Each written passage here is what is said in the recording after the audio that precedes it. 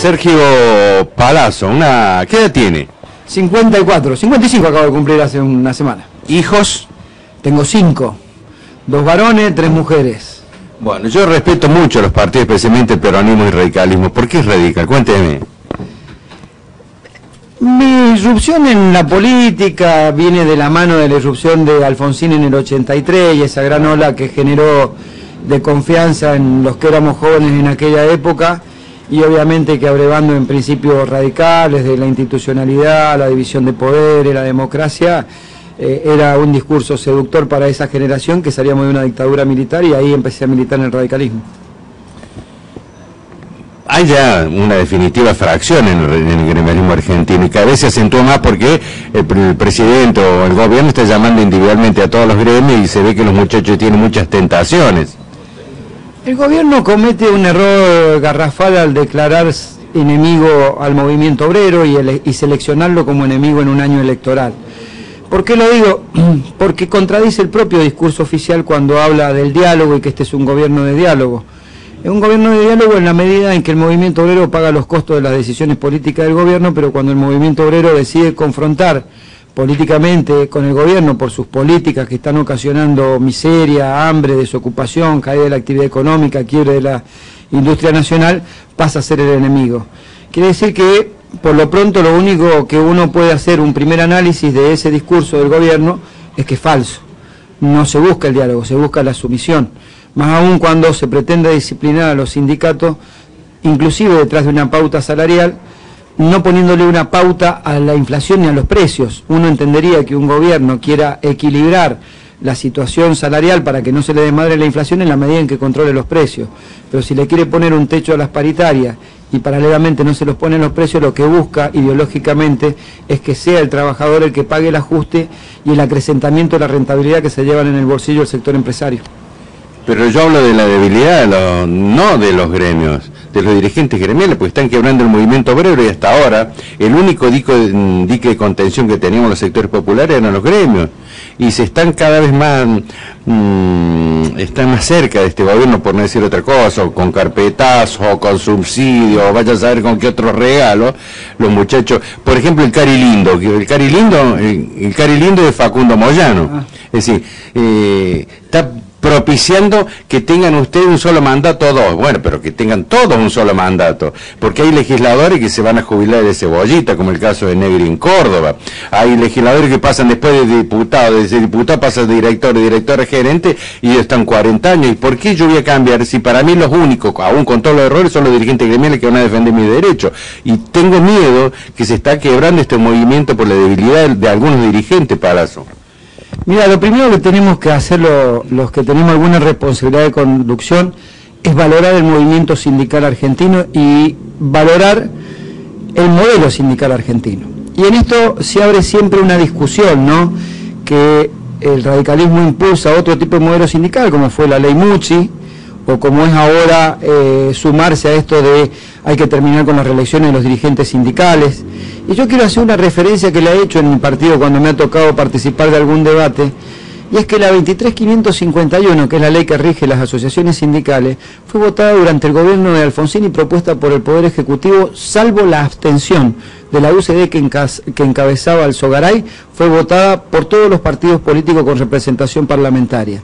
Entonces acá no se trata de que el modelo sindical, que sí tiene profundas raíces peronistas, es un modelo alejado de la democracia, es una de las leyes con más consenso entre los partidos democráticos que se sancionó.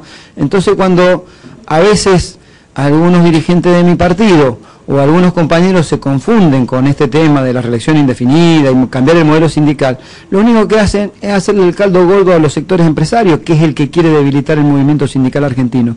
Aún con su falencia y aún con todos los errores que cometemos los dirigentes, el modelo sindical argentino es un ejemplo en el mundo. No hay modelo sindical más fuerte que el argentino, en el sentido de que cubre la protección del trabajador en materia sindical, en materia de convenciones colectivas, en materia de salud, en materia inclusive de esparcimiento de los trabajadores. Y lo que quieren voltear es ese modelo de protección que tiene el sindicato sobre el trabajador, para cambiarlo por modelos al estilo chileno, donde pueden haber hasta 11 sindicatos por actividad. Y ahí es donde uno se hace la pregunta y genera el debate, ¿no? ¿Cómo hace el sector empresario para resolver sus crisis cuando las tiene? Fusiona sus empresas. ¿Y para qué las fusiona? Para hacerse más grande y más poderoso. Entonces, ¿por qué impulsan el debilitamiento del modelo sindical, fraccionando los sindicatos en distintas posiciones? Magnífico. Usted se da cuenta que a la larga va a tener que haber un solo secretario general de la CGT. Me parece que va a estar entre Palazzo y Smith. Es un motivo de satisfacción para usted y a su vez un compromiso muy grande con todos nosotros. Por supuesto que todo trabajador, y más cuando uno incursiona en la dirigencia, es un tremendo honor ser parte del movimiento obrero y de su conducción, y más si tiene el cargo máximo, ¿no?, que genera una responsabilidad enorme. Pero yo creo que el debate, más allá de los nombres que le falta al movimiento obrero argentino hoy, es la discusión de un programa. Es lamentable que a casi 33 años de democracia que lleva la República Argentina, en diciembre, cuando el presidente de la Nación convocó al denominado y bajo el pomposo título de diálogo social al sector empresario, al sector sindical, inclusive creo que había invitado a la Iglesia y la participación del Estado, el movimiento obrero argentino suscribió un acta de acuerdo donde se comprometía a discutir una diversidad de temas en el marco del Programa Productivo Nacional, que así se llama el programa económico del gobierno. Como a 33 años de democracia, donde han funcionado plenamente las organizaciones sindicales, nosotros no hemos podido construir una propuesta. Más allá de los nombres, lo primero que hay que construir una propuesta donde el movimiento obrero exprese qué piensa de la salud, de la educación, del trabajo en negro, de la vivienda. ¿Por qué lo digo? Porque las sociedades en el mundo se mueven por el capital y la fuerza del trabajo, y el capital genera agenda y nosotros regalamos esa agenda y no la generamos. O la genera la parte política, que está bien que así sea, porque para eso somos ciudadanos y votamos, o la genera el sector empresario, que no los elige nadie para conducir los destinos del país. Y nosotros, que representamos al grueso de los trabajadores o al grueso del pueblo, que es el pueblo trabajador, todavía no hemos elaborado una propuesta. Claro que sería un orgullo poder discutir y estar encabezando el movimiento obrero, pero a mí me parece más importante que discutamos un proyecto y un modelo de país que quiera el movimiento obrero. Mira, a veces vos que sos peronista, los muchachos dicen siempre los días más felices fueron peronistas, otros dicen los días más felices fueron cuando el movimiento obrero luchó. Para mí los días más felices es cuando el movimiento obrero tuvo una propuesta y luchó por ella, porque eso es luchar por principios y convicciones. ¿Usted no tuvo miedo por usted, por su familia? Usted no luchó con 2 o 3 panaderos, luchó contra el gobierno, contra los bancos nacionales y contra los bancos internacionales. Ellos, usted sabe bien, la banca internacional, la usura internacional juega con todo, con lo bueno, con lo malo, con lo que es permitido y con lo que no es permitido. Uno arriesga la vida. ¿Usted no tuvo miedo en algún momento? Mira, miedo no, lo que siento es una gran responsabilidad y un gran compromiso por llevar adelante una tarea que no defraude la esperanza de los compañeros que represento. Porque me parece que lo peor que podemos hacer es convertirnos los dirigentes en los asesinos de la esperanza de los compañeros que representamos. Entonces no es miedo, es un profundo sentido de compromiso y responsabilidad que a veces te quita el sueño, pero no es miedo. Y nosotros enfrentamos, y particularmente en la última paritaria, a la triada más poderosa que se puede confrontar. Por un lado, el poder financiero internacional, que vos lo describiste brillantemente. Por otro lado, el poder financiero en el mundo tiene poder como para ser el generador de políticas e imponer políticas. Ponen y sacan ministro de Economía en cuántos países del mundo, y hasta voltean y se llevan puesto sistemas presidenciales, porque más allá de los errores de gobierno de la Alianza, hay que decir que se lo llevó puesto el sistema financiero con el corralito de ese gobierno. Entonces, este es un poder que estaba en la mesa de negociación. El Estado, que debería velar por el bien común, que somos el grueso de los trabajadores, como ámbito en el Ministerio de Trabajo de la paritaria, decidió asociarse con esa banca internacional y hasta incurrir en esa actitud cretina de buscar el juicio político a los jueces que fallaron a favor de una paritaria a favor de la bancaria, y se convirtió en socio estratégico de la banca internacional para perjudicar a los trabajadores. Y le agregás a eso los medios hegemónicos de comunicación, que le dan un blindaje fenomenal a este gobierno y al sector empresario, que es el que paga sus importantes cuotas de publicidad en esos medios, y era la triada perfecta para que disciplinaran al movimiento obrero a través de la bancaria. No lo pudieron hacer, precisamente porque los bancarios no tuvimos miedo, no el secretario general. Los bancarios no tuvimos miedo y los confrontamos y los enfrentamos, y somos conscientes que esta organización que hemos podido desarrollar este tiempo ha generado un valor agregado importante, que es darnos cuenta del poder que tiene un gremio como el bancario, que es capaz de paralizarle la economía. Y yo en esto celebro que nosotros hayamos podido vulnerar ese techo del 18% de hacer la paritaria que hicimos, porque quizá les sirva a muchos compañeros de otras actividades que no tienen la posibilidad de tener ese poder de fuego que tiene la bancaria cuando paraliza la economía, y a lo mejor lo que hicimos fue nuestro humilde aporte para levantarle un piso de discusión salarial que hubiera sido absolutamente insuficiente. Sergio, ¿por qué antes la lucha obrera la mantenían los gremios industriales y ahora los de servicio? Usted y los docentes son los que están liderando la revolución social. Por un lado, creo que hay un cambio generacional en esta, por lo menos en el nuestro, los compañeros docentes también. Por otro lado, hay que reconocer que hoy los gremios industriales tienen un problema distinto al que podemos tener los bancarios. Lo que no significa que no estemos exentos que a nosotros nos termine pasando. ¿Y qué es esto? El problema de ellos pasó a ser el empleo por la apertura de importaciones. La apertura de importaciones está haciendo mucho daño a la industria nacional y particularmente a las pymes. Las propias organizaciones pymes acaban de reconocer 6.000 empresas que cerraron en el lapso de 1 año y 3 meses. A veces los compañeros tienen que retraer un poco la discusión salarial para preservar los puestos de trabajo, y ese escenario queda vacío. Lo que estamos dispuestos algunos es a poner el hombro para que no quede vacío y dejarles como condicionante al sector empresario y al gobierno que el desempleo es el disciplinador del trabajo en la Argentina. Si a algunas actividades le va bien como esta, nosotros tenemos una responsabilidad extra, que es no solamente defender a nuestros trabajadores y representarlos bien, sino también ponerle un mojón al avance del gobierno y del sector patronal de que el desempleo como disciplinador es el que obliga después a tener que discutir condiciones de trabajo de menor cuantía porque hay una larga lista de desocupados que pueden ocupar el lugar de uno. Quizá ese escenario hoy lo ocupemos nosotros por esa circunstancia. Vamos a terminar mal con tanto endeudamiento, vamos a terminar quedándose la Patria Financiera, la Banca Morgan, los vendepatria argentinos, como pasó en otras épocas, quedándose con los depósitos y los ahorros de los argentinos con tanto endeudamiento. ¿No hay otro camino que es inexorable, para mí al menos? Yo creo que el camino del endeudamiento es un camino mal elegido por el gobierno, más aún cuando ese endeudamiento no sirve para corregir, como ellos decían, la economía. Si vos tomás la referencia del último balance cambiario del Banco Central de la República Argentina, te vas a encontrar que en el último año, de la fuga de divisas que ha habido en la Argentina, 11.500 millones solo sirvieron para comprar productos importados para generar trabajo productivo, y 10.500 millones fueron creación de activos de las personas que compraron billete dólar. Y si tomás la referencia que el 80% de esas operaciones son operaciones inferiores a $10.000, es una clara sensación de que la sociedad no le está creyendo, y lo que está haciendo es tomando sus pocos ahorros que tienen para comprarlo en dólares ante una presumible devaluación. Yo creo que cuando uno se endeuda, tiene que servir para generar infraestructura, como generaron grandes patriotas en la Argentina, que permitan tener una movilidad económica que recupere el sector productivo de la Argentina y el trabajo. Cuando vos tomás endeudamiento para pagarle nada más que a los fondos buitres, o para que se empiecen a formar activos por miedo a una devaluación, no es un camino correcto, y es un camino que va a terminar mal para la República Argentina, porque condena generaciones de argentinos a que le condicionen su vida, porque los organismos internacionales de crédito que te prestan, o los bancos internacionales, te van a poner imposiciones tarde o temprano.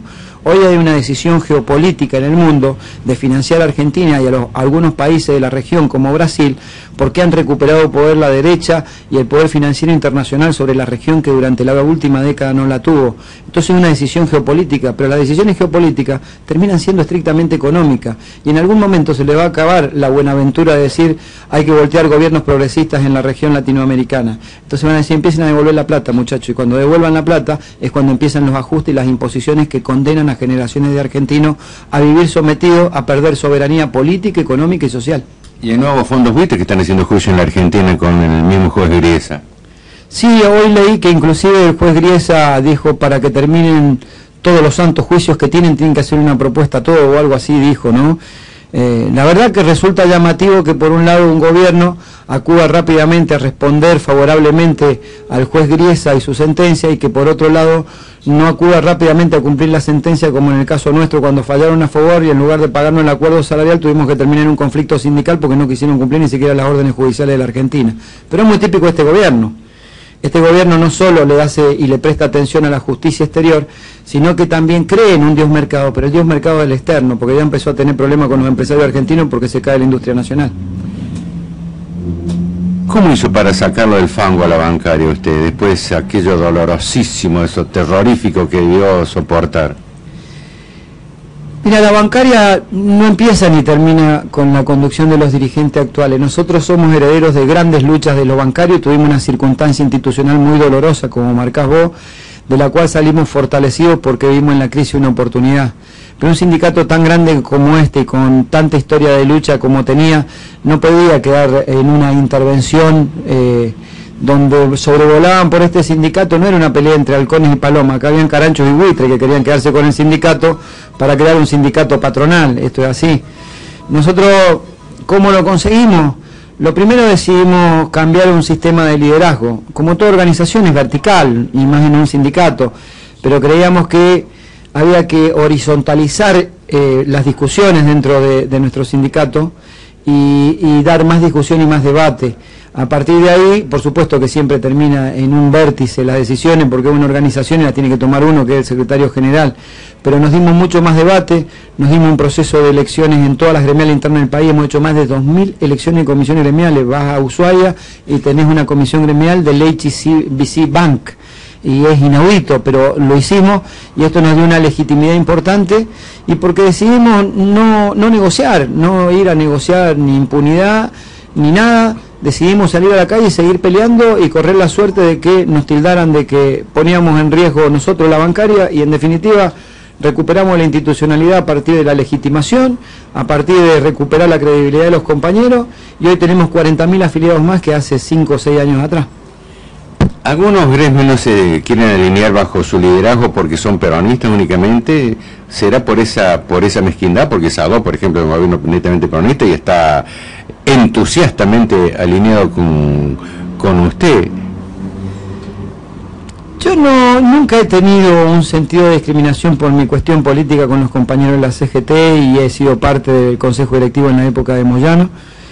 Y nunca he sentido eso, que me discriminen o que no acepten un liderazgo por mi condición política. Pero ahora se enojan con el Barba Gutiérrez cuando él está insistiendo con usted. No les gusta el resto. Porque ya hay un escenario constituido a partir de 3 grupos que decidieron crear un triunvirato.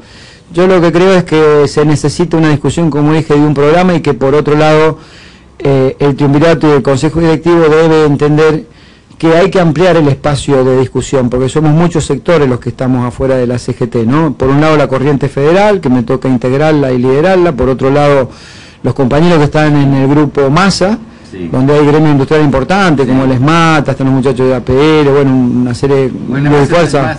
Está dividido el ESMATA, porque hay algunos que están con Massa y otros están con el gobierno, entre Piñarelli y... No, digo, el grupo se llama Masa, Movimiento Sindical Argentino. Sí. Digo, en el aspecto sindical están afuera, inclusive alguien que está en la antípoda del pensamiento nuestro también está afuera, que el Momo Venega, con las supuestas 62 que organizaciones que le están haciendo el acto a Macri el 1 de mayo.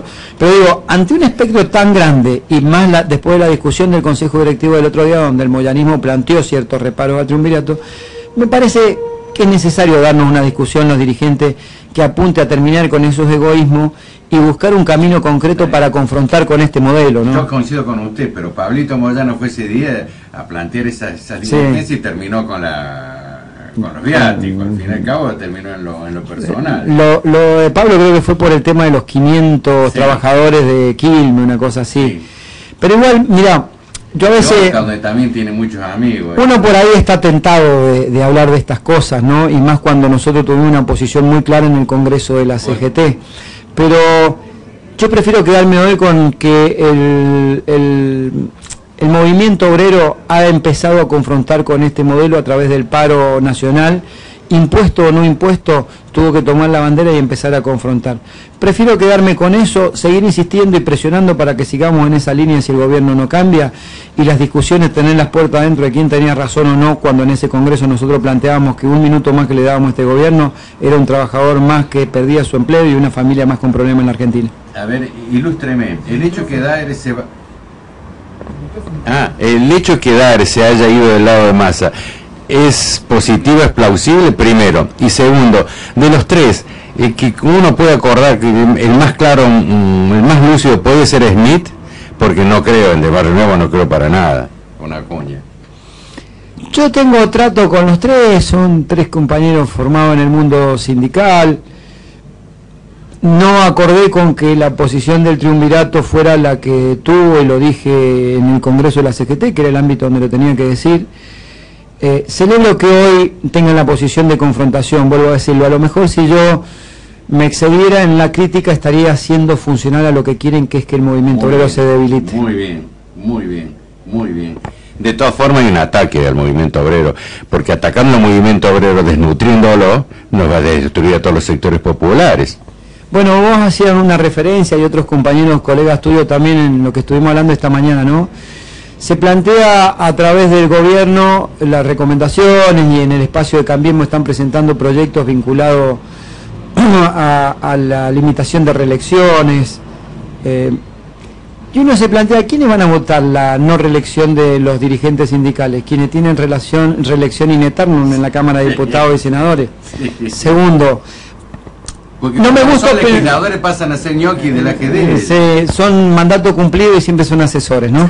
Pero, digo, es una ley en contra de, y las leyes en contra de, no vale la pena discutirla. ¿Por qué digo una ley en contra de? Si vos me dijeras, mirá, vamos a imponer el cupo femenino en todas las organizaciones con la misma virulencia que se lo estamos planteando al sector sindical, y vamos a plantear el tema de las no reelecciones en todos los ámbitos, uno tiene una posición tomada y probablemente dé el debate sobre esto. Ahora, si vos solo se lo hacés al sector sindical, es porque es una ley en contra de. A ellos que les gusta ser pro, no es una ley pro. ¿Por qué? Anda el coloquio de ideas. ¿Querés expresión más acabada del sector empresario? El coloquio de ideas. 35 miembros, una mujer. Creo que Gisela Contatini está de vocal suplente. Nadie dice nada. Anda a los clubes de fútbol, anda a las organizaciones intermedias, anda a la UIA. Entonces, voy a decir, si dijera, a todos le vamos a aplicar esto, uno da el debate. ¿Y sabés cuál es el debate? Muchachos, cada una de nuestras organizaciones se conforma con un estatuto que lo votan los afiliados, y no tiene por qué tener una intromisión el Estado en lo que decidimos un grupo de personas.